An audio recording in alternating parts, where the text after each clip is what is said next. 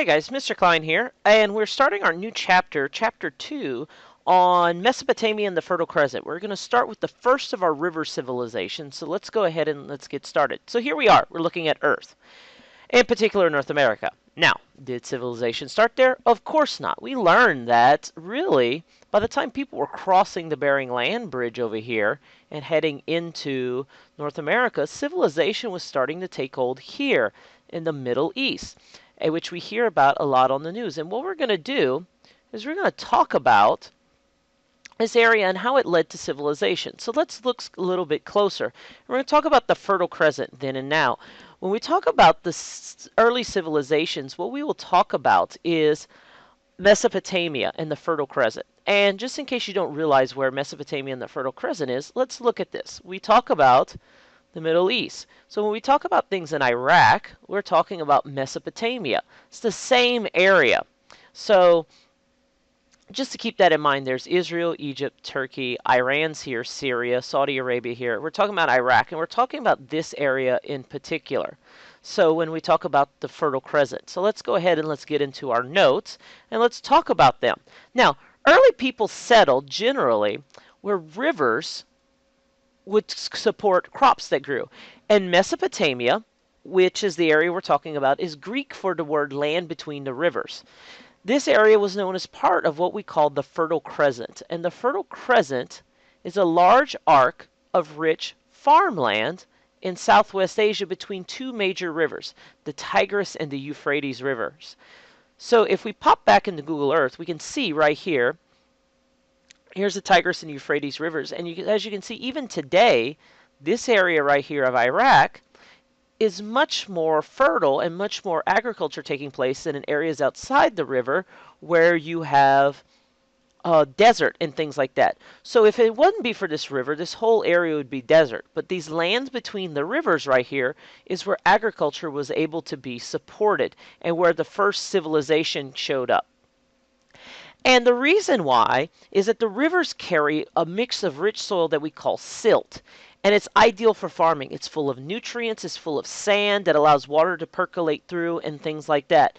So land that is deposited by rivers is ideal for growing soil, which explains why here in South Louisiana the soil is so rich and used for farming is because it comes from rivers.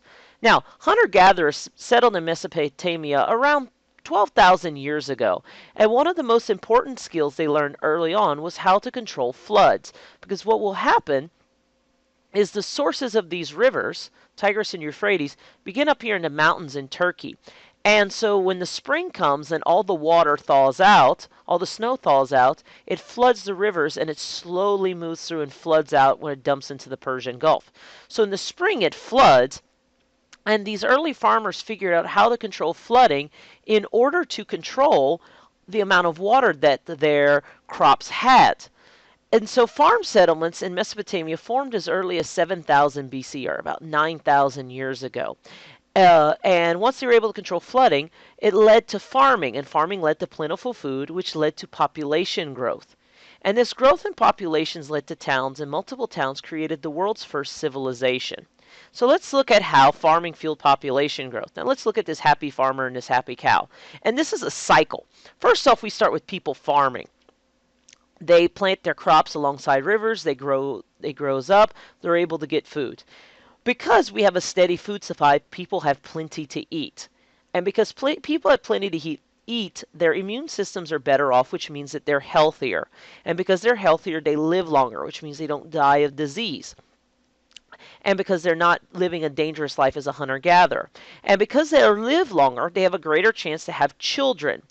And these children, because you have farming and you have plenty to eat, they're able to grow into healthier adults than they would otherwise. And as a result, you have more children being born, which means more people can become farmers. And the cycle begins anew. So as a result of this cycle going through, population was able to grow and explode. Now, how did this have to do with cities? Well, like I said just now, farmers had to learn how to control the river and the flooding, because to ensure that their fields weren't flooded during the rainy season or dried out during the dry seasons, they created a system of supplying water to an area of land that we call irrigation. And to protect land from flooding, they built levees. But to bring water to dry areas, they dug canals.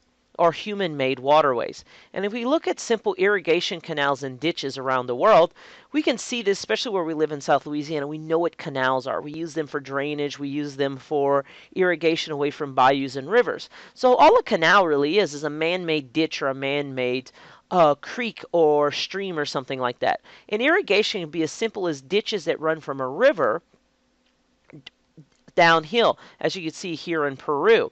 And so the water flows from downhill through a hole cut, and the water flows through, and this land can get water that it normally wouldn't unless it was rained on. Now, because irrigation brought water constantly, there grew to be a food surplus, okay, or extra food from a harvest. And as a result, the population grew, which heads back to this slide right here, where I talk about how farming fuels population growth. Because they're able to farm and become more effective at it, they have plenty to eat, and the result, the people are healthier, they live longer, and it boosts population. Now, surplus of food had an important effect on civilization because everyone in society didn't need to gather food. People were free to do other jobs. So because you had so many people farming, so we look right here, you had so many people farming, you didn't need everybody once you had a big enough surplus. So as a result, people had better things to do, and they could sit around and invent stuff and create new jobs, maybe to make farming better or to help out the city as it was. And so for the first time, people did things other than farming.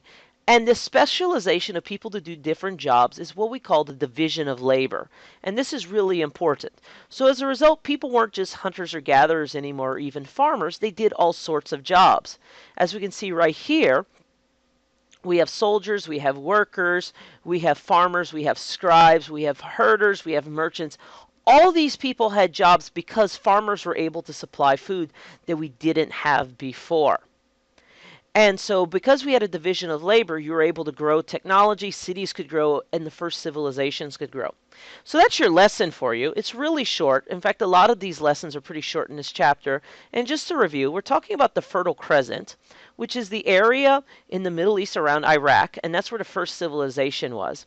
And because they were able to control the Tigris and Euphrates rivers, through irrigation and canals, they led to a plentiful growth in food. And it was a result of food through people farming. People had plenty to eat. They were healthier. They were able to live longer, which led to population growth. And because so many people didn't need to farm, we had the division of labor, which allowed people to do things other than farming and allowed people to invent things and grow on and build technology. So that's your lesson. As always, if you have any questions, please let me know, and thanks for watching.